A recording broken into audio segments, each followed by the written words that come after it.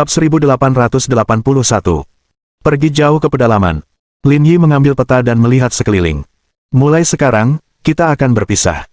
Aku akan membawa Xiao Bing, Zhang Chao, dan Zhao Yunhu dalam satu tim. Ning Che, kau akan membawa Sui Qiang dan Luo Qi. Yu Luo, kau akan membawa Yu Xiying dan Shao Jianfeng. Kita akan berpisah menjadi 3 kelompok dan tetap berhubungan setiap saat. Kalau tidak, kita akan menjadi target yang terlalu besar dan akan merepotkan untuk bergerak. Setelah Lin Yi mengaturnya, Qiu Yuluo dan Ning Che pergi bersama tim mereka, sementara dia memimpin 3 orang sisanya maju. Langit berangsur-angsur menjadi gelap, sehingga memudahkan Lin Yi dan yang lainnya untuk bergerak. Setelah lebih dari 1 jam, mereka berempat telah menempuh jarak sekitar 1 kilometer. Sepanjang perjalanan, Lin Yi bertemu dengan 3 kelompok orang. Namun, mereka dengan hati-hati menghindari setiap kelompok. Tidak ada pertukaran langsung. Dengan cara ini, mereka benar-benar menghindari perhatian Black Snake. Kilometer terakhir menuju pos terdepan hanya memiliki 1 jalan sempit. Pada akhirnya, 3 anggota ular hitam berjaga-jaga, mengamati ke berbagai arah, siap terhadap setiap penyusup potensial. Berdasarkan peta, mereka berada jauh di dalam wilayah musuh. Pertahanannya menjadi semakin ketat. Saudara Lin, sepertinya kita tidak bisa menghindari konfrontasi kali ini, kata Xiao Bing. Dikatakan, jika kita tidak menyingkirkan orang-orang ini, akan sulit untuk bergerak maju. Lin Yi mengamati sekeliling. Aku akan bertindak sebagai umpan sementara kalian menyelinap dan menangkap salah satu dari mereka. Cari tahu frekuensi komunikasi terenkripsi mereka. Jika mereka tidak tahu, tangani dengan cepat dan diam-diam, tapi jangan gunakan senjata. Tujuan misi ini adalah untuk mendapatkan frekuensi komunikasi Black Snake, bukan untuk melancarkan serangan habis-habisan. Mengambil keuntungan dari setiap peluang akan meminimalkan risiko. Lin Yi berjongkok dan memanfaatkan momen ketika ketiga penjaga tidak melihat, berguling ke seberang jalan. Sementara itu, Xiao Bing dan yang lainnya dengan hati-hati bergerak menuju ujung jalan, mendekati jarak 10 meter dari anggota ular hitam. Setelah semuanya siap, Lin Yi melemparkan batu, memecahkan jendela mobil dan menimbulkan suara keras. Suara yang tiba-tiba itu membuat ketiga anggota ular hitam waspada. Mereka mengangkat senjatanya, membidik ke arah datangnya suara itu. Hak, pergi lihat apa yang terjadi. Lelaki berkacamata hitam itu mengangguk dan berjalan ke arah suara itu sambil membawa senjatanya. Dari langkahnya, mereka tahu bahwa ia tidak terlalu khawatir.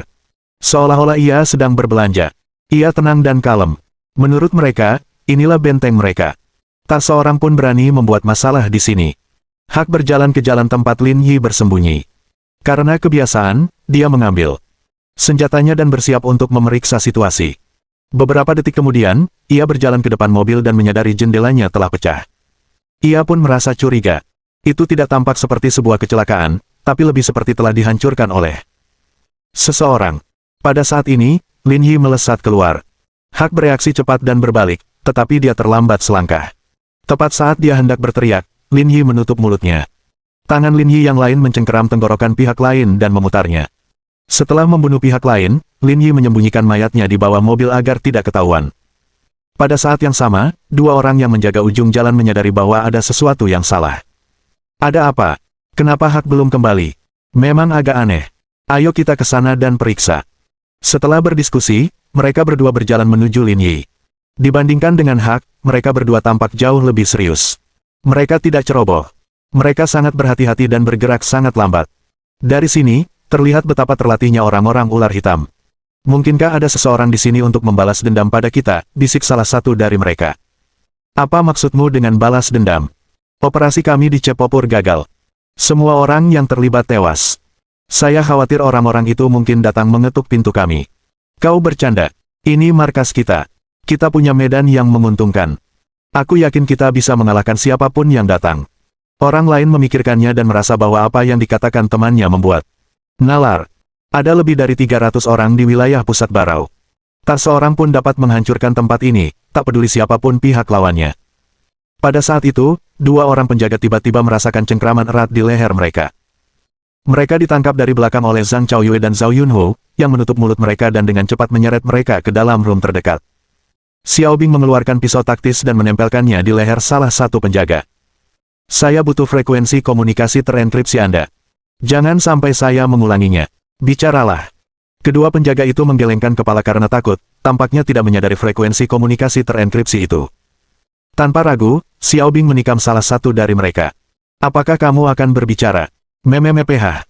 Penjaga itu mengerang kesakitan saat darah menetes di kakinya.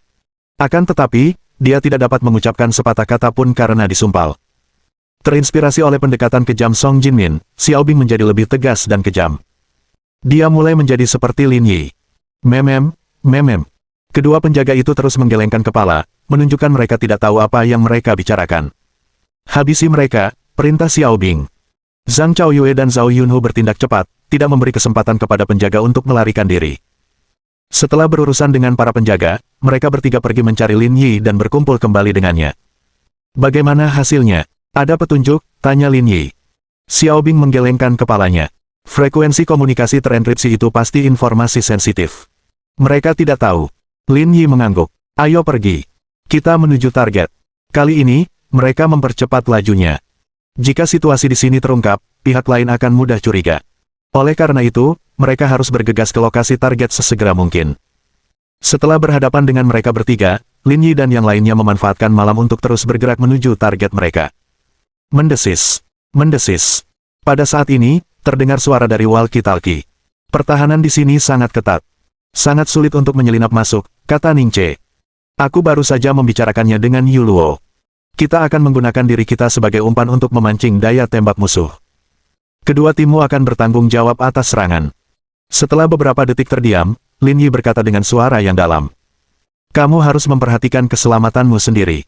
Jangan sampai ada yang salah. Dimengerti. Hati-hati juga. Begitu dia selesai berbicara, Lin Yi mendengar suara tembakan di kejauhan. Ning Che sudah mulai bergerak. Ning Che telah menggunakan dirinya sendiri sebagai umpan dan menyebabkan keributan besar. Ular hitam pasti akan mengirim orang ke sana. Mengambil tindakan sekarang bukanlah langkah yang bijaksana. Tak lama kemudian, teriakan terdengar dari sekeliling mereka. Pasukan ular hitam sudah mulai bergerak. Selama 10 menit berikutnya, suara tembakan terdengar berulang kali. Lin Yi duduk diam tak bergerak, tangannya terkepal erat, jantungnya hampir copot. Tidak akan terjadi apa-apa padanya. Bab 1882. Apa yang disiapkan Song Jinmin? Saudara Lin, bagaimana kalau kita pergi membantu? Tanya Xiao Bing. Anggota Black Snake mungkin sudah bergegas. Lebih berbahaya lagi kalau menyeberang sekarang. Aku yakin Ning Che bisa menanganinya dengan baik. Setelah itu, Lin Yi mengangkat kepalanya dan melihat sekeliling. Sudah waktunya. Ayo bergerak. Ekspresi mereka berempat berubah penuh tekad. Ini adalah kesempatan yang diciptakan oleh rekan-rekan mereka dengan mempertaruhkan nyawa. Mereka harus memanfaatkannya. Karena musuh telah terpancing, operasi Lin Yi berjalan sangat lancar. Ia maju dengan cepat. Setelah 10 menit, ia berada kurang dari 100 meter dari markas ular hitam. Pada saat yang sama, walkie-talkie di tangan Lin Yi berdering. Suara Qiu Yuluo datang dari sana. Kita sudah di benteng. Bagaimana situasi di pihakmu? Kami juga di sini. Bagaimana pandanganmu? Bisakah kau melihat apa yang terjadi di dalam? Ada 2 orang di pos jaga, tapi kami tidak tahu berapa orang di dalamnya. Saya perkirakan tidak lebih dari 5 orang, kata Qiu Yuluo. Kalian unggul jumlah, jadi kalian akan unggul. Aku akan memberikan perlindungan dan memancing tembakan mereka. Kalian manfaatkan kesempatan itu untuk bertindak, lalu mundur. Kamu juga harus tetap aman. Kejadian tak terduga apapun akan membuat misi ini gagal. Dimengerti, aku tahu apa yang harus dilakukan, jawab Qiu Yuluo. Kalian terus maju. 5 menit lagi, aku akan menghabisi 2 penjaga di menara pengawas. Sisanya terserah kalian. Setelah komunikasi berakhir, Lin Yi melambaikan tangannya dan mulai menyelinap menuju gedung kecil berlantai 2 di depan. Kecepatan mereka sangat lambat, butuh lebih dari 1 menit untuk menempuh jarak beberapa meter saja. Dalam situasi ini, suara apapun bisa berakibat fatal. 5 menit kemudian, Lin Yi dan timnya berada dalam jarak 50 meter dari bangunan sasaran. Pada saat itu, terjadilah baku tembak dan kedua penjaga menara pengawas tewas seketika. Suara tembakan yang tiba-tiba membuat semua orang di pos terdepan waspada. Mereka mengangkat senjata, mengamati sekeliling dengan hati-hati.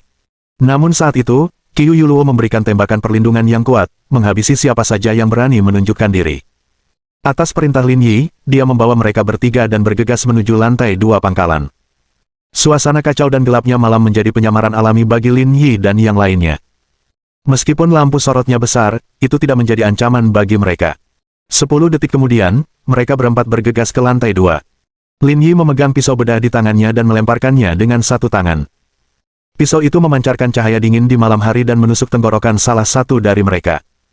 Ketika penjaga lain menyadari situasinya genting, ia segera mengambil posisi bertahan. Tepat pada saat itu, sebuah peluru berperedam melesat di udara, mengenai dahinya dan merenggut nyawanya. Lin Yi memberi komando, menyerbu ke depan dengan Xiao Bing di tengah, sementara Zhang Chaoyue dan Zhao Yunho melindungi mereka. Mereka dengan mudah menyerbu pos terdepan. Jangan bergerak.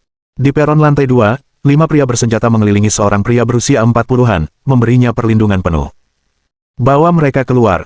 Lin Yi memberi perintah, tanpa memberi kesempatan kepada lawan untuk berbicara. Tim melepaskan tembakan, menewaskan 4 orang dalam 3 detik, tanpa memberi waktu untuk bereaksi.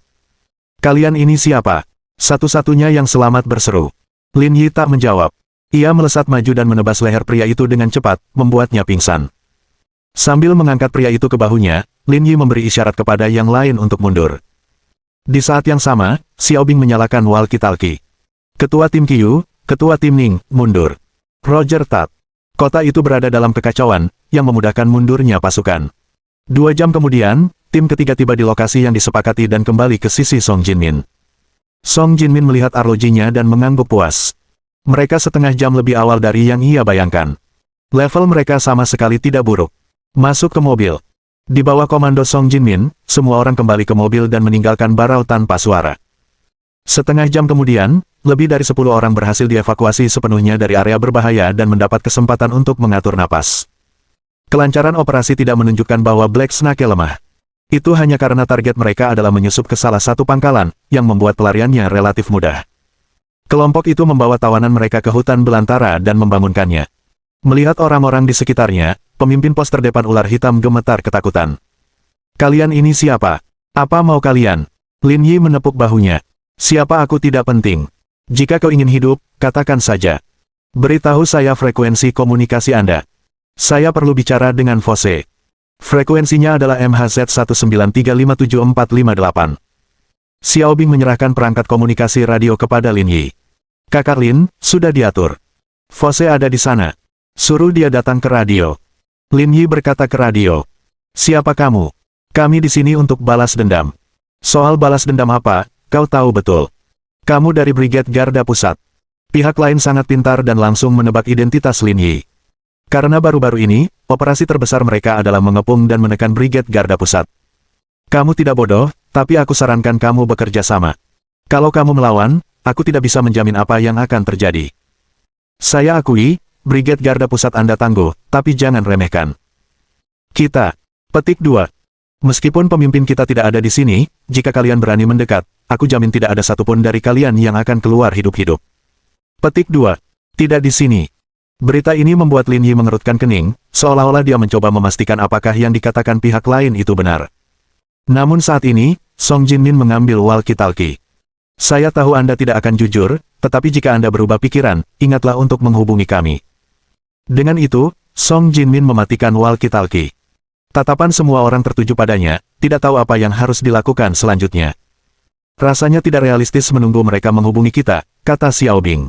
Metode normal akan gagal, jadi kita harus menggunakan beberapa metode yang tidak konvensional. Petik 2. Setelah mengatakan itu, Song Jinmin mengangkat teleponnya dan menelepon garson. Kita sudah berhasil. Kalian juga bisa mulai. Setelah memberikan instruksinya, Song Jinmin menutup telepon. Semua orang melihat satu sama lain, dan Xiao Bing bertanya, apakah kau membawa yang lain ke sini untuk menyerang markas Black Snake? Song Jinmin menggelengkan kepalanya. Harga serangan kejutan terlalu mahal. Tidak sepadan, jadi aku memikirkan solusi lain. Solusi lain. Bahkan Lin Yi tidak tahu apa yang sedang direncanakan Song Jinmin. Jangan khawatir, kamu akan segera mengetahuinya. Petik 2. Melihat Song Jinmin tidak mau bicara, yang lain tidak bertanya lebih lanjut. Mereka berdiri di tempat dan menunggu dalam diam. Sekitar setengah jam kemudian, semua orang menyadari bahwa langit di kejauhan telah berubah cerah. Mereka terkejut. Apa itu? Roket, seru Qiu Yuluo. Bab 1883. Penemuan baru. Sialan. Melihat ini, bahkan Lin Yi tidak dapat menahan diri. Kamu benar-benar membawa barang ini. Tentu saja, jawab Song Jinmin dengan tenang. Efektivitas tempur kami sebagian besar bergantung pada kemampuan individu. Jika kita berbicara tentang baku tembak skala besar, setiap unit tempur pada dasarnya sama. Mengirim orang secara langsung akan mengakibatkan banyak korban. Cara ini lebih mudah dan aman. Tapi tidak semua orang punya akses ke hal-hal seperti itu, kan, kata Xiao Bing. Benar. Kami sudah lama berkecimpung di dunia ini, bukan cuma main-main, kata Song Jinmin. Meskipun kami mungkin tidak terlalu fokus pada hal-hal di luar pulau, kami memiliki peralatan dasar. Lin Yi dan yang lainnya terdiam, menyadari metode mereka sangat kejam. Namun, yang paling terkejut adalah pemimpin kecil yang mereka tangkap. Siapakah orang-orang ini? Selagi mereka berbincang, beberapa roket lagi melesat melintasi langit, menerangi malam yang tak berujung. Lin Yi, Qiu Yuluo, dan Ning Che tetap tenang, tetapi anggota tim lainnya mengalami berbagai tingkat gejolak emosi.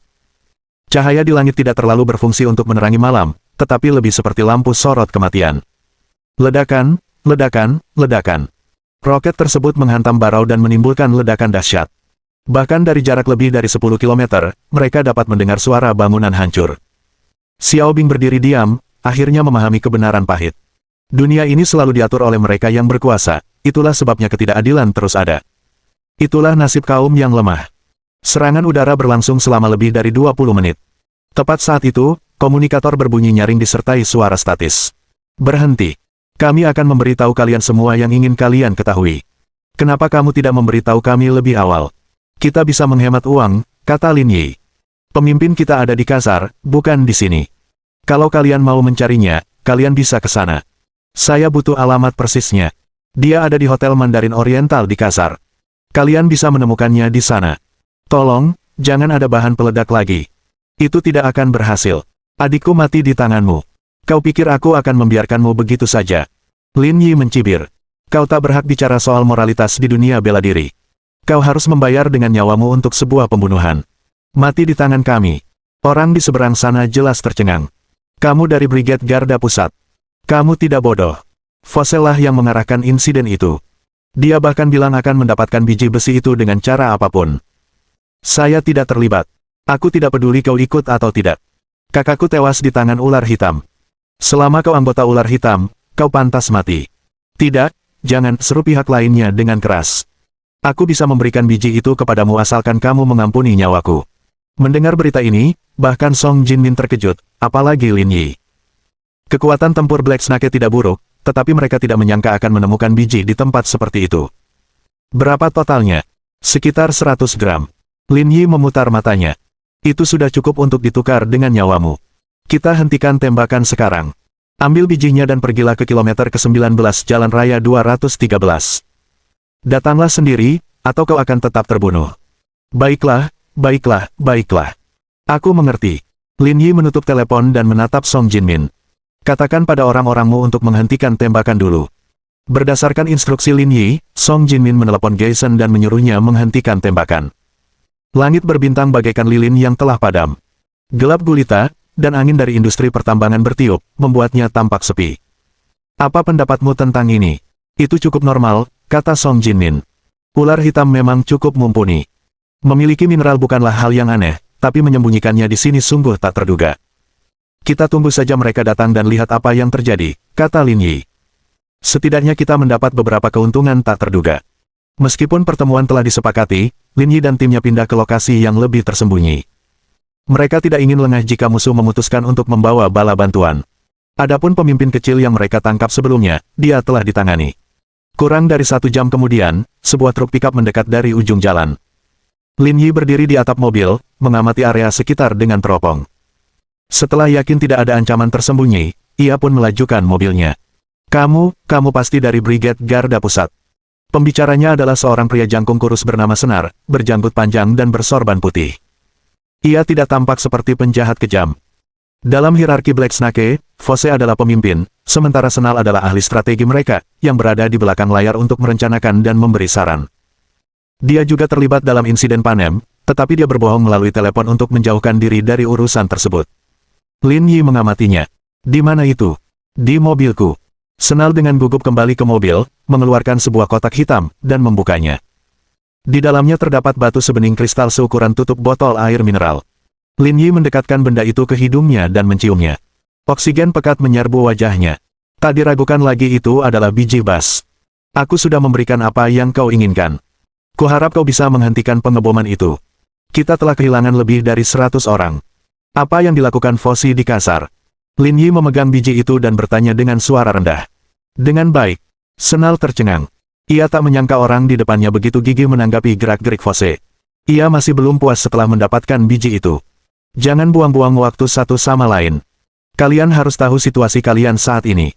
Senal menggigil seolah-olah dia telah disiram air es. Dia bilang dia pergi ke kasar untuk membeli sesuatu. Tapi saya tidak tahu apa yang dia beli. Lin Yi menatap mata Senal dan menyadari bahwa dia tidak berbohong. Dia memainkan biji besi di tangannya. Kalian organisasi terkenal yang masuk daftar hitam. Apa menurutmu masuk akal kalau kalian punya biji besi sesedikit itu? Ekspresi Senal tampak gugup saat dia berkata dengan gemetar. Kami masih punya biji besi seberat 2 kilo, tapi Fosse mengambilnya. Hanya itu yang tersisa. Dia mengambilnya. Begitu kata-kata ini diucapkan, semua orang memikirkan hal yang sama secara serempak. Fosse mungkin telah mengambil 2 kilogram biji untuk membuat kesepakatan dengan orang lain. Lin Yi mengeluarkan pisau bedah dan menekannya ke leher Senal. Siapa yang membuat kesepakatan dengan Fosse? Bab 1884. Dunia yang rumit. Suhu dingin pisau bedah membuat Senal merasa seolah-olah sedang menghadapi musuh yang tangguh. Fosse tidak memberitahu saya. Dia hanya mengatakan bahwa kesepakatan ini dapat mengubah nasib ular hitam. Saya benar-benar tidak tahu apa-apa lagi. Lagi pula, orang yang tewas di Brigade Garda Pusat tidak ada hubungannya denganku. Semua itu sudah direncanakan oleh Fosse. Kalaupun kau ingin balas dendam, kau seharusnya tidak mengejarku. Lin Yi terdiam sejenak. Ia tampak memikirkan sesuatu dan bertanya. Saat kalian dipanem, kalian tergabung dengan pasukan Meiguon.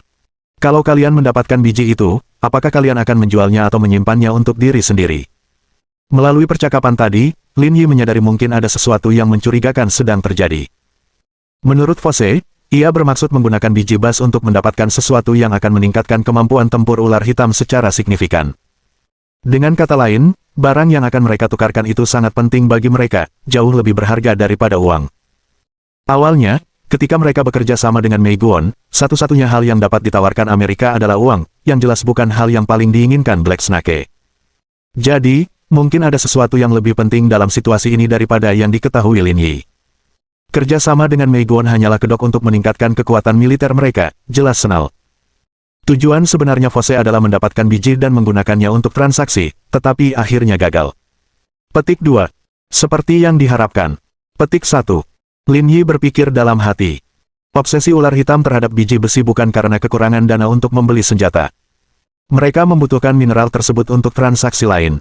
Apa sebenarnya yang dapat mereka tukarkan dengan mineral-mineral itu masih menjadi misteri. Lin Yi mengencangkan cengkeramannya pada pisau bedah. Ayo, ceritakan semua yang kau tahu. Senal tampak bingung. Aku sudah menceritakan semua yang ku tahu. Aku benar-benar tidak tahu apa-apa lagi. Melihat ketakutan di mata Senal, Lin Yi tahu bahwa dia tidak lagi berguna. Karena kamu tidak tahu apa-apa lagi, tidak ada gunanya menahanmu. Pergilah minum teh bersama Tuhan. Petik 2. Pisau bedah yang tajam menggores garis berdarah di leher Senal. Arterinya terpotong, dan darah mengucur deras seperti air mancur. Wajah Lin Yi berlumuran darah. Setelah membuang mayat itu, Lin Yi menyeka darah dari wajahnya dan menatap Song Jinmin. Kurasa yang ditukar Fosse itu mungkin bukan senjata. Apa pendapatmu tentang itu? Pikiranku sama denganmu. Ular hitam bukanlah organisasi yang kekurangan uang, dan daya tembak mereka sangat canggih. Jika mereka hanya membeli senjata, mereka tidak akan begitu berhati-hati, kata Song Jinmin.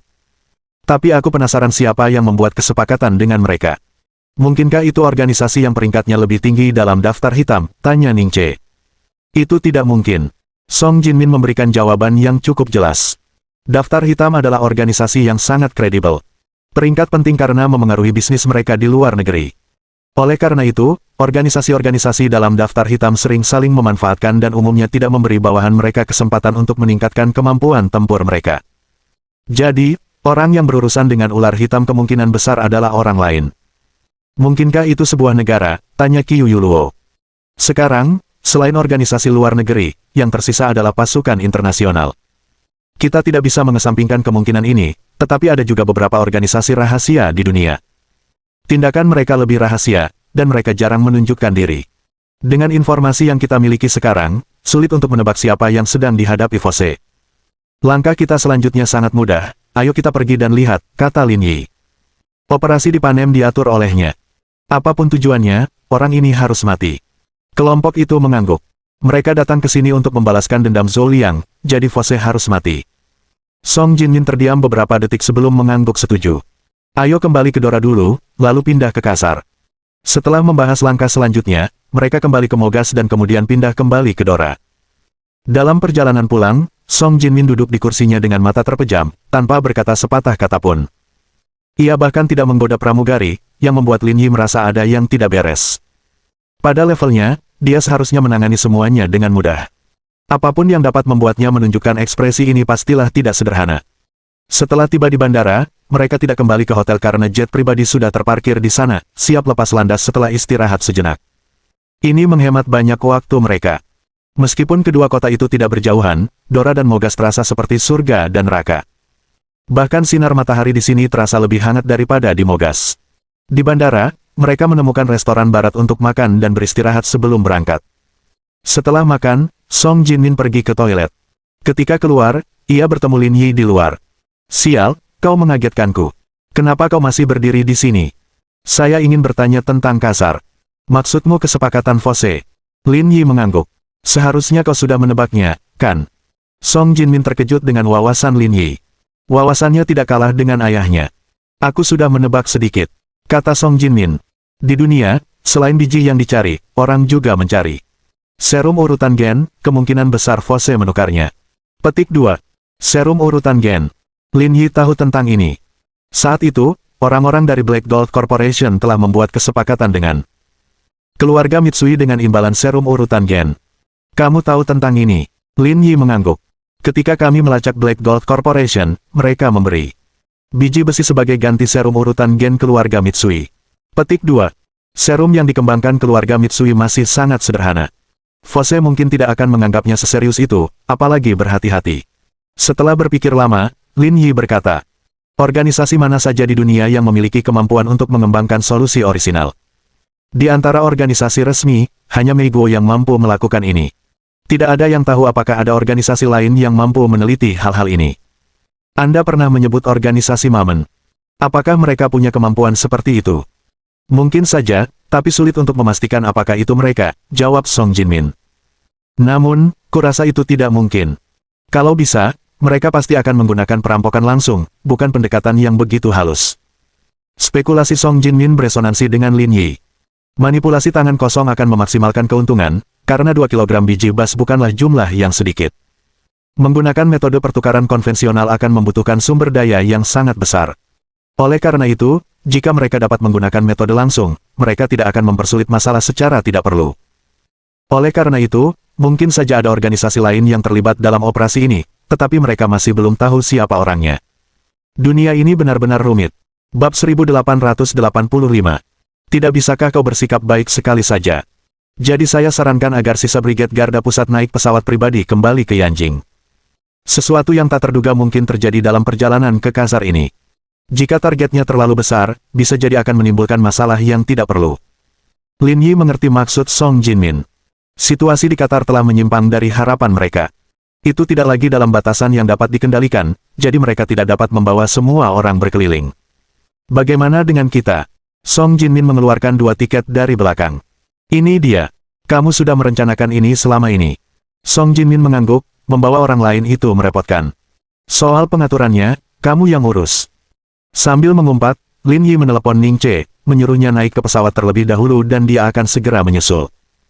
Ning Che tidak curiga sedikit pun, ia berpikir Lin Yi punya persiapan lain yang harus dilakukan, jadi ia tidak terlalu memikirkannya dan mengatur yang lain untuk naik. Kemudian, Lin Yi menghubungi awak pesawat, memerintahkan mereka untuk terbang langsung ke Yanjing setelah semua orang berada di pesawat, sehingga memastikan tidak akan ada masalah. Namun tak lama kemudian, ponsel Lin Yi berdering, dan ia tahu itu panggilan dari Ning Che. Apa yang kau lakukan? Kenapa kau membiarkan kami pergi duluan? Dia tahu kalau Ning Che benar-benar marah. Kita pergi sendiri kali ini. Kalian kembali ke Yanjing dulu, kata Lin Yi sambil tersenyum. Jangan tanya detailnya. Aku akan bicara lagi nanti setelah kita kembali ke Yanjing. Sekian dulu untuk saat ini. Untuk mencegah Ning Che marah, Lin Yi menutup telepon. Kemudian, dia menelepon Liu Hong dan menjelaskan secara singkat rinciannya kepadanya. Misinya adalah menjemput Ning Che dan yang lainnya di Yanjing dan tidak membiarkan mereka kembali ke Kasar setelah kembali. Apakah semuanya sudah beres? Tanya Song Jinmin. Lin Yi mengangguk sebagai jawaban. Setelah menunggu lebih dari 1 jam, pesawat mereka lepas landas. Jarak antara kedua kota itu hanya beberapa ratus kilometer. Setelah duduk lebih dari 1 jam, mereka tiba di Dosa, ibu kota Khazar. Semua orang tahu bahwa Dora adalah kota yang dipenuhi orang kaya, tetapi mereka tidak tahu bahwa Khazar juga sama. Namun, mereka memang negara yang sangat sederhana. Hanya mereka yang pernah ke sana yang tahu bahwa kekayaan Khazar melebihi imajinasi mereka. Bahkan sebagai negara dengan pendapatan per kapita tertinggi keempat di dunia, Khazar tidak terlalu terkenal. Setelah turun dari pesawat, Lin Yi membeli 2 komputer. Kabar kematiannya yang palsu belum diumumkan, jadi ia tidak bisa mencari Direktur Sen untuk membantunya. Ia harus mengandalkan dirinya sendiri. Meskipun keterampilan meretasnya tidak setinggi tim Direktur Sen, bukanlah masalah besar baginya untuk membobol sistem keamanan hotel. Setelah semuanya siap, mereka berdua naik taksi ke Hotel Oriental Wenhua Mandarin Oriental. Kita akan memesan kamar suite presidensial. Untuk sekali ini, Song Jinmin tidak menipu Lin Yi dan menyerahkan kartu kreditnya dengan sikap acuh tak acuh. Resepsionis perempuan itu menatap mereka dengan penuh arti, menganggap situasi itu sedikit menarik. Begitu mereka berada di dalam kamar, Lin Yi terhubung ke internet dan mulai meretas sistem keamanan hotel. "Kamu tahu apa itu?" Song Jinmin bertanya dengan heran. "Aku tahu sedikit. Meretas sistem bukanlah masalah," kata Lin Yi, fokus pada tugasnya. "Tujuan kita sekarang adalah menemukan keberadaan Fose. Kalau tidak, kesepakatan mereka akan selesai bahkan sebelum kita menemukan mereka." Song Jinmin mengangguk, "Cepatlah. Kita belum bisa memastikan apakah transaksi mereka sudah selesai. Kalau sudah selesai, perjalanan kita ke sini akan sia-sia." "Aku tahu." Sekitar 2 jam kemudian, Lin Yi berhasil meretas sistem keamanan hotel, ternyata lebih mudah dari yang ia duga. "Bagaimana, apa kamu menemukan sesuatu?" Melihat informasi di layar, Lin Yi mengerutkan kening. Nama Fose tidak ada di seluruh daftar tamu hotel. Petik 2. Song Jinmin tetap diam, ekspresinya serius. Dia mungkin menggunakan nama samaran. Itu umum dalam situasi seperti ini. Menemukannya dengan cara ini mungkin sulit. Petik 2. Lin Yi memikirkannya. Kata-kata Song Jinmin masuk akal. Pada level Fose, musuh ada di mana-mana. Banyak sekali orang yang ingin menangkapnya dan datang ke Khazar untuk menyembunyikan namanya agar lebih aman bagi dirinya sendiri. Hal itu sangat wajar. Ada 2 cara untuk menemukannya, kata Song Jinmin. "Beritahu saya. Aku akan menelepon Mira dan memintanya untuk mendapatkan informasi Fose. Lalu kita akan mengintai hotelnya. Cara ini agak bodoh. Apa cara kedua? Jual saja penampilanmu dan kencan dengan pelayan di meja resepsionis. Dengan begitu, kau bisa dengan mudah mencari tahu tentangnya." Petik 2. Apa katanya? Song Jinmin bersandar di pintu. "Kau harus belajar memanfaatkan kelebihanmu. Lagi pula, aku belajar trik ini dari ayahmu. Kau tidak boleh memarahiku karena itu. Kamu harus belajar darinya. Tidak ada yang perlu saya pelajari. Baiklah, jangan bahas hal tak berguna ini dulu. Hubungi Mira dan dapatkan informasi tentang Fose sebelum kita lanjut ke langkah berikutnya." "Jangan khawatir." Song Jinmin menelepon Mila dan menceritakan apa yang terjadi. Sekitar 10 menit kemudian, Song Jinmin menerima email. Informasi lainnya tidak penting bagi mereka berdua. Yang terpenting adalah foto Fose. "Ayo kita pergi dan jaga pintunya," kata Song Jinmin. "Silakan. Aku tidak akan pergi." "Apa, kamu mau ketemu resepsionis?" "Aku sudah meretas semua sistem keamanan hotel. Kita bisa menggunakan rekaman pengawasan untuk menemukan Fose." "Sial, kau bahkan lebih licik daripada ayahmu." Song Jinmin menyalakan sebatang rokok. "Kau bisa memeriksanya di sini. Aku akan menunggu di pintu agar tidak ketinggalan." "Oke." Setelah Song Jinmin pergi, Lin Yi tidak membuang waktu lagi dan mulai memeriksa kamera pengintai, berharap menemukan petunjuk tentang Fose. Menurut Senal, Fose telah datang ke Dosa sehari sebelumnya, jadi Lin Yi juga telah mengubah tanggal rekaman pengawasan menjadi sehari sebelumnya. Yang tersisa hanyalah mengamati dengan sabar. Baru pada pukul 7 malam Lin Yi menemukan orang mencurigakan mengenakan jilbab dalam rekaman pengawasan. Dia membawa koper hitam dan diikuti oleh 2 pria. Tidak diketahui apakah itu kebetulan atau disengaja, tetapi sepanjang video, pihak lain tidak menunjukkan wajahnya. Ia sangat waspada. Namun pada saat yang singkat, Lin Yi menemukan sebuah kesempatan. Membekukan bingkai, Lin Yi melihat wajahnya dengan jelas. Itu memang Fose. Seketika, Lin Yi memastikan kamar Fose, yang kebetulan berada tepat di atas kamar mereka. Lin Yi meraih ponselnya dan menelepon Song Jinmin. "Cepat kembali ke sini, aku sudah menemukan jejak Fose. Jangan terburu-buru, aku akan selesai sebentar lagi." "Lin Yi, tidak bisakah kau berperilaku baik sekali saja?" Bab 1886. Generasi muda menakutkan. "Setelah bekerja begitu lama, bukankah aku harus bersantai?" kata Song Jinmin. "Tunggu aku. Aku tidak akan menyelesaikan sesi ini.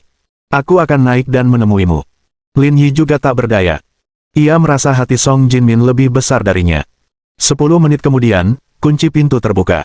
Song Jinmin masuk sambil menenteng tas sekolah hitam. Apa ini? Di mana kamu mendapatkannya? Saya mendapatkannya saat saya keluar sore ini. Lin Yi membuka tasnya dengan rasa ingin tahu dan menemukan 2 pistol, beberapa bom lengket, 2 alat pelacak, dan sebuah alat penyadap. Dengan kemampuanmu, apakah kamu masih membutuhkan hal-hal ini? Lin Yi teringat saat terakhir kali di Dora, Song Jinmin menghadapi Jeffrey dan yang lainnya dengan tangan kosong. Ia merasa tanpa bantuan beberapa misil, ia tak akan bisa membunuh Song Jinmin. Aku tidak terlalu membutuhkan barang-barang ini. Aku sudah menyiapkan semuanya untukmu. Simpan saja untuk membela diri. Denganmu di sisiku, apakah aku masih membutuhkan ini? Lin Yi menyadari bahwa Song Jinmin tampaknya jauh lebih berhati-hati daripada terakhir kali. Dengan keterampilannya, ini sangat tidak biasa.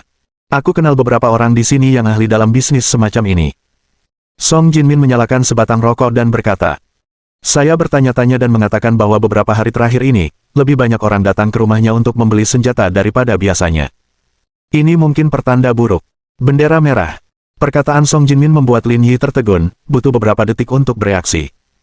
Maksudmu jumlah elemen berbahaya yang memasuki Khazar meningkat akhir-akhir ini, dan tujuan mereka mungkin mirip dengan Fosse. Song Jinmin mengangguk. Itu tebakanku. Aku tidak yakin itu akurat, tapi lebih baik berhati-hati. Mari kita lanjutkan dengan asumsi itu, kata Lin Yi.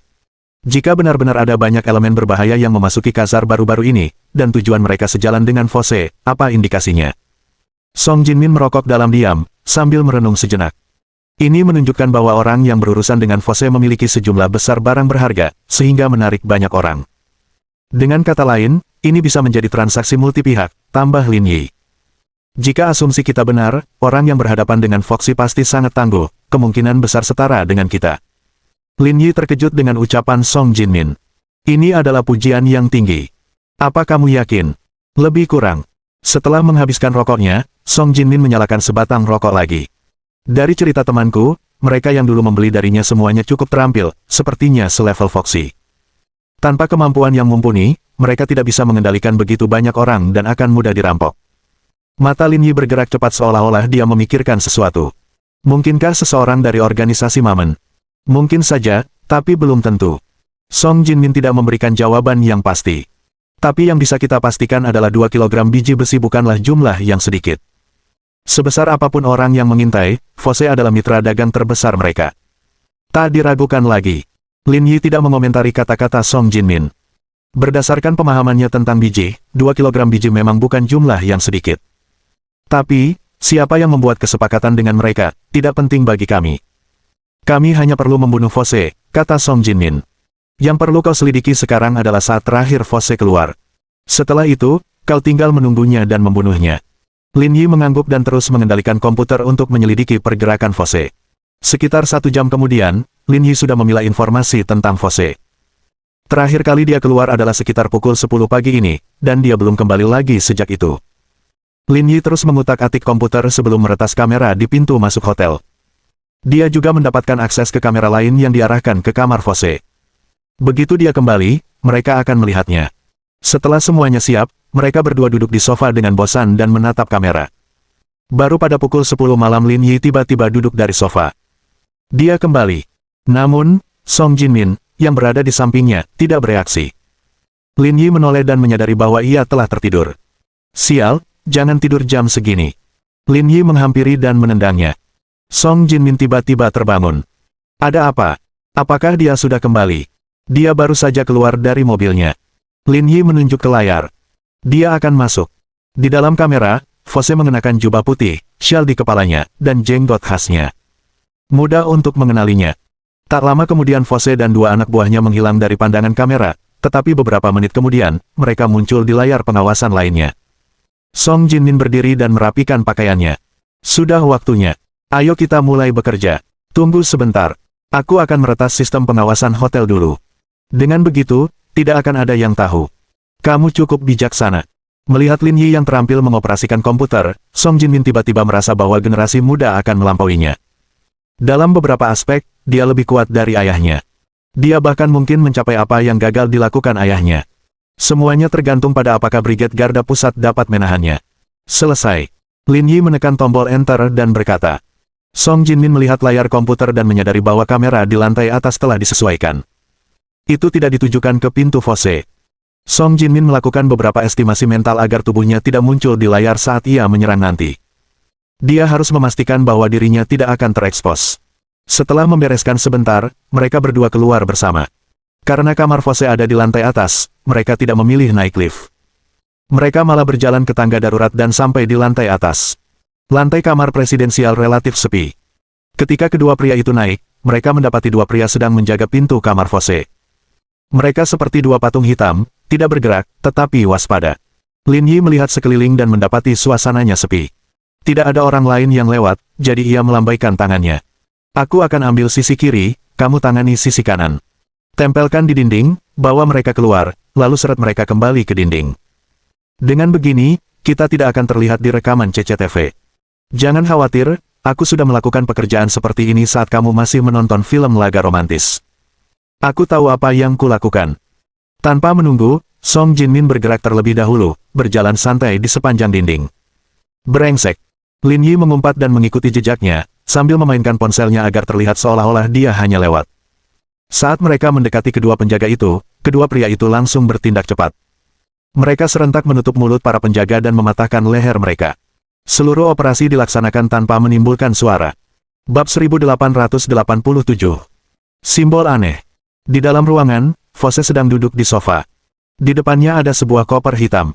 Kedua pengawalnya berdiri diam di hadapannya dengan tangan di belakang punggung. Seperti orang-orang di luar, mereka diam 1000 bahasa. Mereka seperti bisu. Akan tetapi, kedua orang di depannya adalah dunia yang berbeda dari orang-orang di luar. Hal ini karena mereka telah mencapai kelas C, dan orang-orang yang berjaga di luar hanya kelas E.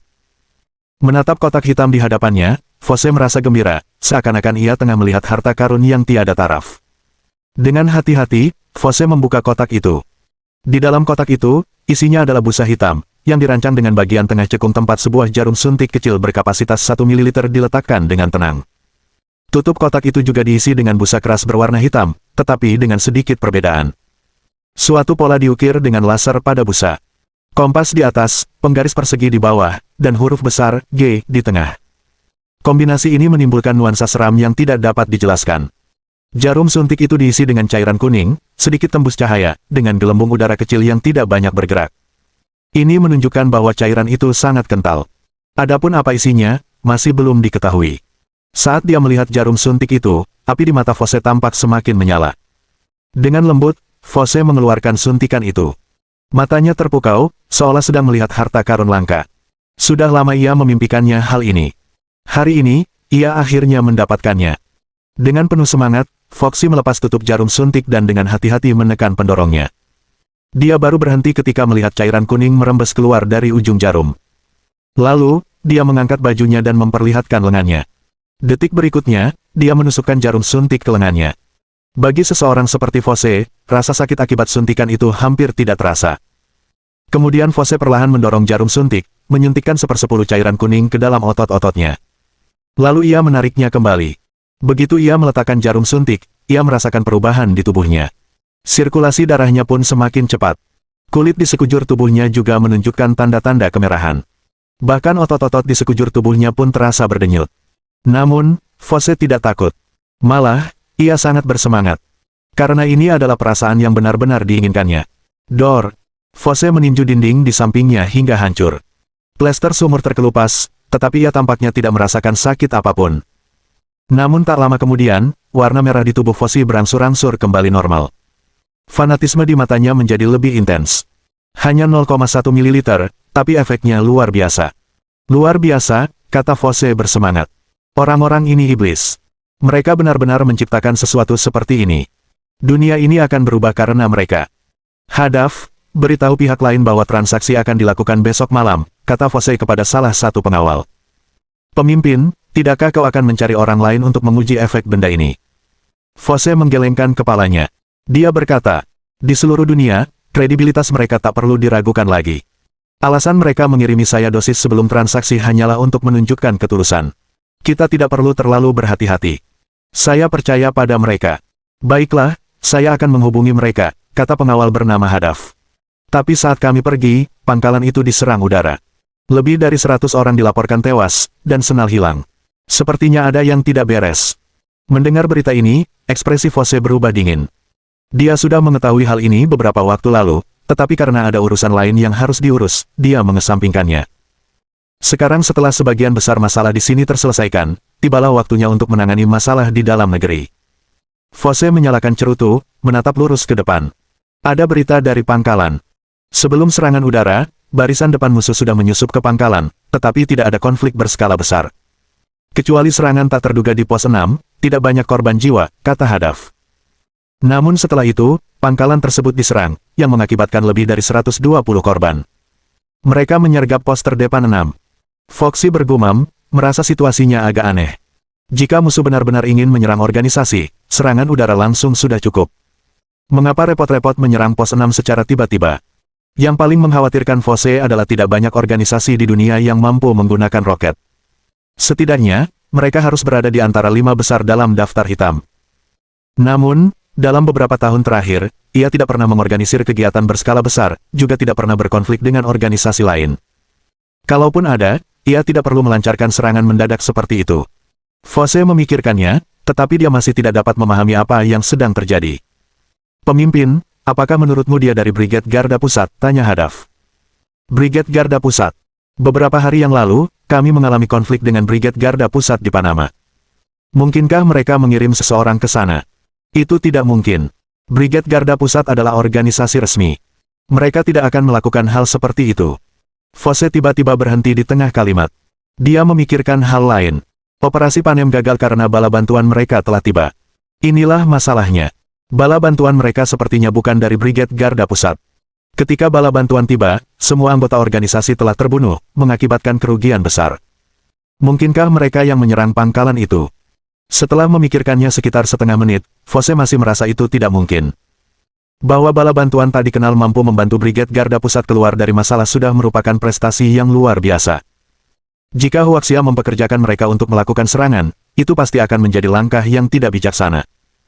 Secara internasional, jika suatu negara berkolaborasi dengan organisasi luar negeri, ia akan menghadapi tantangan bersatu dari masyarakat internasional.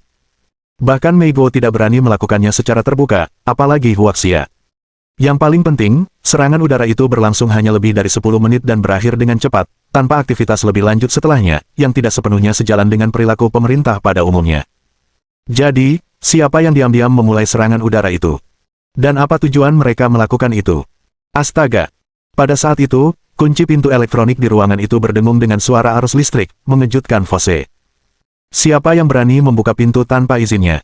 Bab 1888. Kekhawatiran Song Jinmin.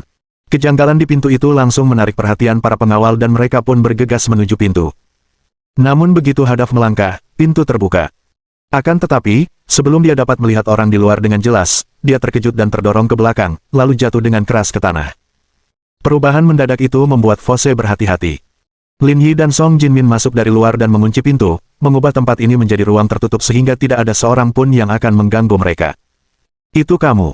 Fosse tidak marah ketika melihat mereka berdua. Malah, ia tampak terkejut.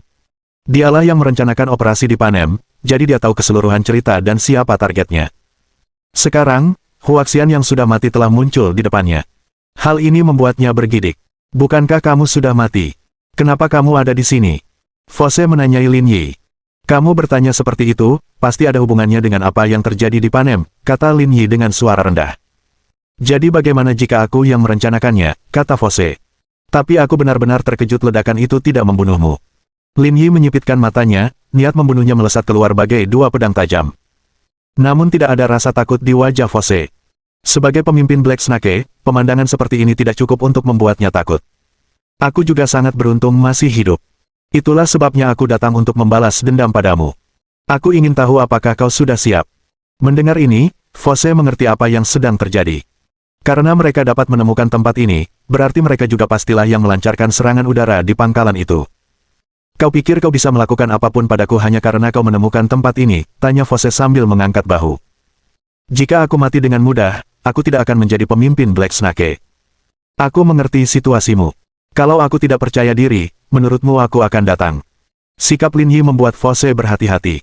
Tidak diragukan lagi, pria di sampingnya adalah kaki tangannya dan pendukungnya yang terbesar. Tetapi saat ini, Song Jinmin tidak tertarik berurusan dengan Fose. Pandangannya sepenuhnya tertuju pada kotak hitam di atas meja. Isi di dalamnya kemungkinan besar adalah apa yang ingin dia transaksikan di sini. Keahlianmu memang mengesankan, tapi apakah kamu bisa meninggalkan tempat ini hidup-hidup adalah.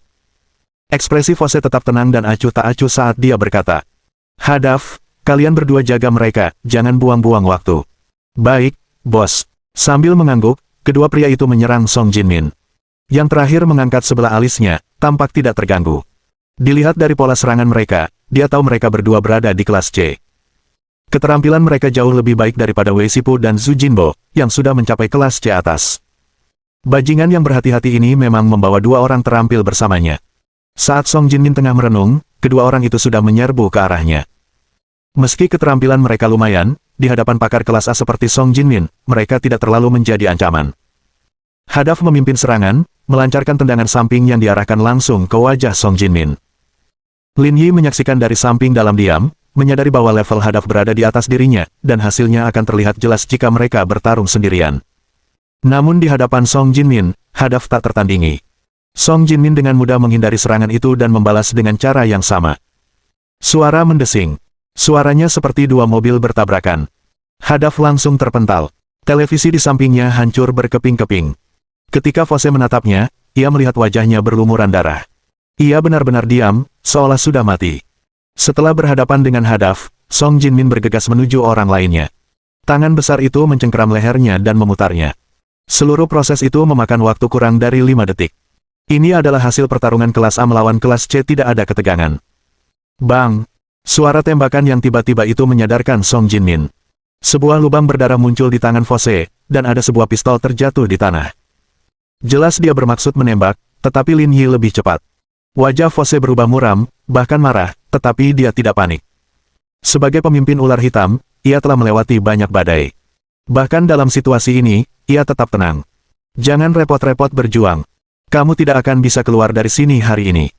Perlahan-lahan, Fose berdiri dan berjalan ke lemari minuman keras, dengan tenang menuangkan segelas anggur merah untuk dirinya sendiri. Elegan dan percaya diri, dia tidak tampak seperti seorang tahanan, tetapi malah tampak lega. Tangannya yang berdarah tampaknya tidak berpengaruh apa-apa padanya. Hehe, tampaknya tidak menganggap serius Lin Yi dan Song Jinmin. Saya punya pertanyaan yang ingin saya tanyakan, kata Fose setelah menyesap anggurnya. Apa yang ingin kamu ketahui?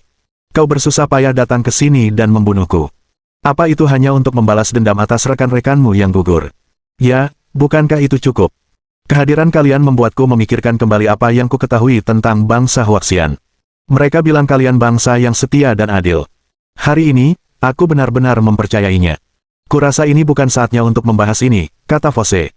Kalau kau ingin selamat, kusarankan kau nyatakan tujuanmu dan serahkan 2 kilogram biji besi itu. Jangan paksa aku menggunakan cara-cara kasar, atau kau akan menginginkan kematian. Maaf, saya tidak bisa menjawab pertanyaan Anda, jawab Fose dengan tenang. Tidak masalah. Aku punya banyak cara untuk membuatmu bicara. Itu keahlian kami di Brigade Garda Pusat.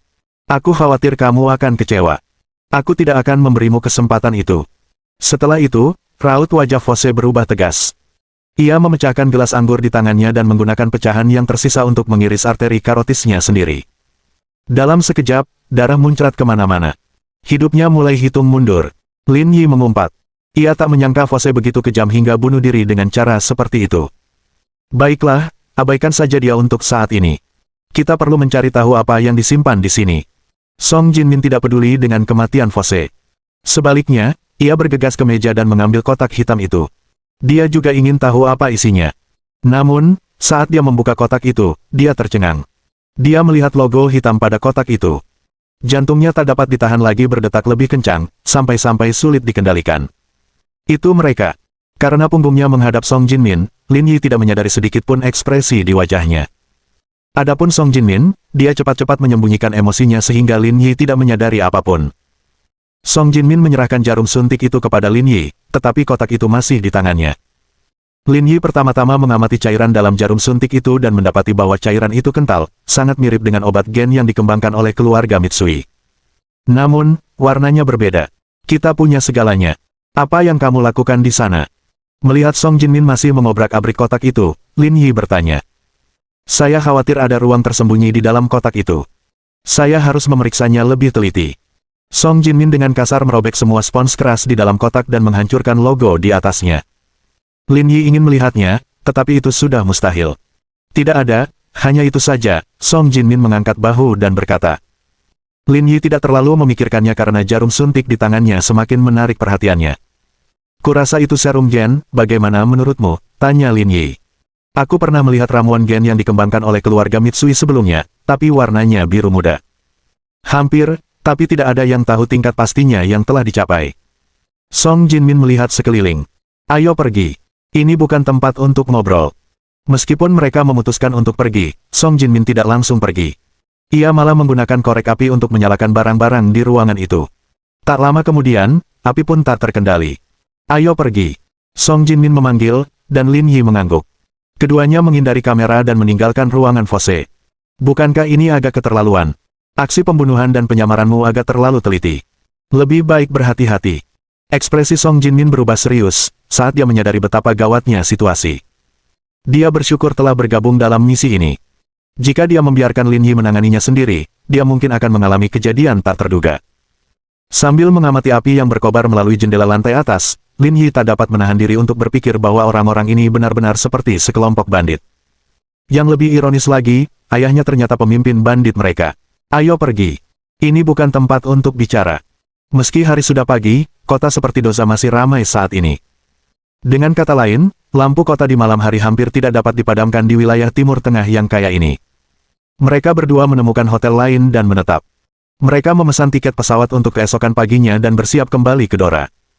Sejak kamu kembali, kamu terus menatap serum gen itu. Apa kamu menemukan sesuatu? Aku bertanya-tanya mengapa Fose bunuh diri dan bahkan tidak memperjuangkannya. Di level Fose, dia lebih pintar daripada kebanyakan orang di dunia. Dia sudah melihat situasinya dengan jelas, kata Song Jinmin. Kau tidak mungkin membiarkannya pergi. Daripada disiksa, lebih baik dia mati cepat, seperti saat pertama kali kita bertemu Mamen. Lin Yi mengangguk sambil berpikir, tampaknya setuju dengan sudut pandang Song Jinmin. Namun, ada satu hal lagi yang tidak dijelaskan Song Jinmin. Bahkan jika Fose dapat lolos dari Lin Yi dan selamat, nasibnya tidak akan lebih baik. Orang yang membuat kesepakatan dengannya tidak akan membiarkannya pergi. Kematian tidak bisa dihindari. Apakah menurutmu jarum suntik ini yang diinginkan Fose? Lin Yi berkata, bukankah ini terlalu sedikit? Ini karena ia pernah melihat ramuan gen lengkap sebelumnya. Setiap ramuan berisi setidaknya 10 ml. Jumlah yang ada di depannya jelas tidak cukup. Aku juga tidak berpikir begitu, kata Song Jinmin. Ular hitam bukan hanya milik Fose. Dia tidak bisa menukar 2 kg biji besi dengan 1 dosis obat. Daripada meningkatkan kekuatan pribadi, akan lebih baik untuk meningkatkan kekuatan organisasi secara keseluruhan. Bahkan jika Fose menginginkan ini, orang lain yang bertanggung jawab di pulau itu tidak akan setuju. Song Jinmin menyalakan sebatang rokok, berhenti sejenak, lalu berkata, menurut pengalamanku, tidak ada obat yang bernilai semahal itu. Kemungkinan besar itu hanya sampel. Sampel. Lin Yi tak bisa menahan tawa. Ini bukan kosmetik, kenapa harus ada sampel? Dalam bisnis, wajar saja jika pembeli melihat produknya terlebih dahulu. Jadi, menurut Anda, transaksi mereka belum selesai. Sayang sekali kita tidak menemukan bijinya. Mengingat situasi negara Anda, bahkan jika Anda mendapatkan 2 kg biji, itu hanya akan digunakan untuk penelitian. Tim Yanlong Anda memproduksi cukup banyak setiap tahun, jadi itu bukan kerugian yang signifikan, kata Song Jinmin. Sebagai perbandingan, mendapatkan serum gen itu adalah hal yang sangat besar. Petik 2. Lin Yi mengangguk tanpa suara. Tapi aku punya firasat bahwa orang-orang yang berurusan dengan Fose mungkin berasal dari Mamen. Song Jinmin menatap Lin Yi. Mengapa kamu berpikir seperti itu? Dengan kemampuan intelijen mereka yang kuat, mereka seharusnya sudah mengetahui bahwa Fose punya bijinya. Tapi mereka belum bertindak sampai sekarang, jadi, Anda menduga mitra dagangnya adalah seseorang dari Mamen. Jangan terlalu tegang. Bahkan dengan kecerdasan mereka yang kuat, mereka tidak bisa meliput semuanya. Selalu ada kelalaian. Tapi sulit untuk mengatakan siapa sebenarnya orangnya, dan tidak perlu terlalu khawatir. Song Jinmin berdiri dan meregangkan badan. Jangan pikirkan apapun untuk saat ini. Misi di sini sudah selesai. Selamat tidur dan kembali ke Dora besok. Lagi pula, di sini tidak terlalu aman. Lin Yi mengangguk. Ia merasa sedikit lelah setelah sekian lama. Setelah beristirahat semalam, mereka berdua menaiki pesawat menuju Dora keesokan harinya. Setelah kembali ke Dora, Lin Yi tidak tinggal lama di sini. Ia kembali ke hotel dan mengambil bingkai foto yang diambilnya dari pulau. Kemudian, ia naik pesawat kembali ke Yanjing. Adapun botol serum itu adalah barang terlarang. Lin Yi menyerahkannya ke kedutaan setempat dan meminta mereka memikirkan cara untuk membawanya kembali ke negara asal. Di luar bandara, Song Jinmin mengeluarkan ponselnya dan menelepon Lin Jingzhan sambil menyaksikan pesawat Lin Yi lepas landas. Apakah semuanya sudah beres? Fose sudah mati. Persis seperti dugaan kita. Mereka menukar biji besi itu dengan serum gen. Di sisi lain, Lin Jingzhan tampak sangat tenang. Satu-satunya hal yang layak ditukar dengan biji tampaknya hanyalah serum gen. Karena kalian sudah selesai, kembalilah. Masih banyak yang harus dilakukan di pulau ini. Ada hal lain yang perlu kukatakan padamu, kata Song Jinmin dengan suara berat. Sebelumnya, kami menduga orang yang membuat kesepakatan dengan Fose mungkin dari organisasi Mamen. Namun, ketika kami bergerak tadi malam, aku menyadari bahwa ternyata bukan itu masalahnya. Lin Jingzhan menjadi serius. Apakah ada orang lain? Apa kamu yakin? Saya melihat logo Freemason di kotak itu, tapi saya menghancurkannya agar dia tidak melihatnya. Mengapa benda-benda lama itu terlibat dalam masalah ini? Mungkin mereka menyadari bahwa tidak realistis menggunakan metode konvensional untuk mencapai penyatuan dunia, jadi mereka mengadopsi metode ini. Mereka mungkin sudah merencanakan ini sejak lama. Kalau tidak, mustahil mereka tiba-tiba menemukan serum gen, kata Lin Jingzhan sambil tertawa. Dunia ini semakin gila, aku tak sabar. Doza, Ritz-Carlton Hotel. Di platform pengamatan lantai atas terdapat sebuah kafe luar ruangan kecil. Itu adalah tempat di mana orang bisa berjemur dan menikmati kopi sambil bersantai. Terlebih lagi, di sini ada kolam renang besar, dikelilingi kaca. Para wanita cantik yang datang menginap di sini sama sekali tidak keberatan. Mereka memamerkan tubuh mereka kepada orang luar seolah-olah itu adalah kolam renang pribadi mereka. Di sudut kafe terbuka itu duduk dua pria parubaya. Salah satu dari mereka mengenakan setelan jas biru dan mengenakan cincin up Royal Oak di tangannya. Entah karena gaya rambutnya yang rapi atau dagunya yang sedikit berjanggut, ia memancarkan kesan yang sangat sopan. Tetapi mengenakan pakaian ini dalam cuaca seperti itu membuatnya sangat panas. Dibandingkan dengan pria berjas biru, pria berkulit hitam yang duduk di sebelahnya tampak sedikit lebih nyaman. Ia telah mengganti jaketnya dengan kemeja putih, memberikan kesan yang lebih santai. Kedua lelaki itu menatap lurus ke depan, sesekali menyeruput kopi mereka seolah menikmati cuaca yang menyenangkan. Pada saat itu, seorang bawahan berjas hitam mendekati mereka dari belakang. Tuan Evans, Tuan Walker. Tempat terjadinya kebakaran kemarin adalah kamar Fose. Dia dan dua bawahannya terbakar sampai mati. Dibakar sampai mati. Berita itu sulit diterima oleh kedua pria itu. Mereka tahu betul orang macam apa Fose dan tidak percaya kematiannya terjadi di saat yang begitu kebetulan. Apakah Anda yakin almarhum adalah Fose? Pria kulit putih, Walker, bertanya. Ya, kami yakin, jawab bawahan berpakaian hitam itu. Namun, menurut penyelidikan polisi, kebakaran itu disebabkan oleh karpet yang terbakar. Mereka awalnya menyimpulkan bahwa kebakaran itu kemungkinan disengaja. Selain itu, pemeriksaan forensik menunjukkan bahwa Fose dan kedua bawahannya mengalami luka fatal di tubuh mereka, yang menunjukkan bahwa mereka sudah meninggal sebelum kebakaran terjadi. Keduanya saling memandang dengan ekspresi tenang. Mereka sudah menduga hasil ini. Identitas Fose sangat sensitif. Kecelakaan biasa terjadi saat ini. Namun, pendekatan pihak lain memaksa mereka untuk berhati-hati. Membunuh orang dan membakar adalah dua hal yang berbeda. Keduanya tidak ada apa-apanya, tetapi jika digabungkan, masalahnya jadi rumit. Terlebih lagi, dua bawahan yang dibawa Fose sudah mencapai kelas C mampu membunuh mereka secara diam-diam berarti orang yang dikirim oleh pihak lain setidaknya adalah kelas B. Di seluruh dunia, jumlah organisasi yang mampu melakukan ini dapat dihitung dengan satu tangan. Apa pendapatmu tentang ini, Evans? Tanya Walker. Untuk transaksi ini, Fose adalah target terbesar kami. Kami tidak mendapatkan 2 kg biji besi penuh. Ini mungkin akan memengaruhi rencana kami selanjutnya. Evans tampak sangat serius. Aku tidak peduli kemana bijinya pergi sekarang. Aku hanya ingin tahu apakah ramuan kelas C sudah dirampas.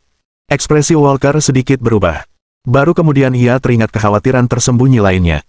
Jika ramuan yang baru dikembangkan itu hilang, dampak dari masalah ini akan belum pernah terjadi sebelumnya. Dengan kepribadian Fose, dia pasti akan langsung mencobanya setelah mendapatkan ramuan itu. Kecil kemungkinan ramuan itu akan jatuh ke tangan pihak lain. Ini tentu saja merupakan hasil terbaik, tetapi Anda perlu memahami bahwa jika ada sisa yang tertinggal, pihak lain masih dapat mengambilnya kembali untuk dianalisis. Saya yakin ini sudah direncanakan, kata Walker. Mereka memilih waktu ini karena mereka pasti tahu keberadaan Fose. Sangat mungkin, jawab Evans. Jika pihak lain memiliki kemampuan seperti itu, hal itu akan mempersempit cakupan investigasi kami secara signifikan. Tuan Evans, ada hal lain yang terjadi setelah kematian Fosse, kata bawahan berpakaian hitam itu. Pangkalan mereka di Somalia diserang oleh organisasi tadi kenal 2 hari lalu, yang mengakibatkan banyak korban jiwa. Saya pikir kedua insiden ini saling berkaitan, kata Walker. Kita harus menemukan orang-orang yang mengincar Fosse dan Black Snake. Aset kita tidak boleh jatuh ke tangan yang salah. Ya, saya akan segera mengerjakannya. Sekitar pukul 8 malam, pesawat Lin Yi mendarat di Bandara Yanjing. Begitu dia meninggalkan bandara, dia melihat 3 mobil dari Brigade Garda Pusat terparkir di pintu masuk. Melihat Lin Yi keluar, Ning Che bergegas dengan marah dan mencengkeram daging lembut di pinggang Lin Yi. Kamu masih punya nyali untuk kembali. Lin Yi tersenyum dan berkata, ini bukan urusanku. Ini semua salah Song Jinmin. Dia bilang tidak pantas mengajak kalian kali ini, jadi dia membawaku pergi sendirian. Kalau kau tidak senang, kau bisa mencarinya. Jangan bicara omong kosong denganku. Jangan pikir aku tidak tahu apa yang terjadi, kata Ning Che. Jika kamu tidak setuju, dia tidak akan membawamu pergi. Baiklah, pada titik ini, tidak ada gunanya membicarakan hal ini, kata Qiu Yuluo. Ini bukan tempat untuk ngobrol. Ayo kita cari tempat makan dulu dan ngobrol sambil makan. Ayo pergi. Kemudian rombongan tiba di sebuah restoran makanan laut kecil dan bersiap untuk makan malam. Bagaimana situasi di Kasar, apakah sudah di luar kendali?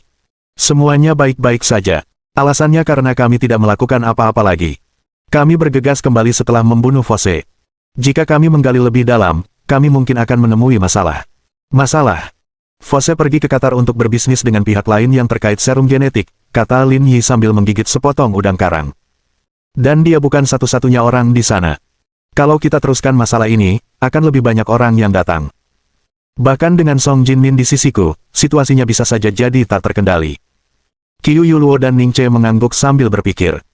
Siapapun yang mampu menangani transaksi sebesar itu sekaligus pasti memiliki latar belakang yang kuat, kata Ning Che. Saya dengar dari Bos Liu bahwa Anda menemukan setengah botol serum gen, bisakah Anda memberitahu jenisnya? Mohon dukungan dari omom ante-ante sekalian, buat subscribe atau sharekan novel Mimin ke Facebook kalian, agar channel Mimin bisa terus berkembang. Dengan begitu, Mimin bisa lebih semangat untuk up novel seru lain ke depannya. Buat teman-teman yang sudah subscribe dan sharekan novel Mimin, Mimin ucapkan terima kasih sebanyak-banyaknya.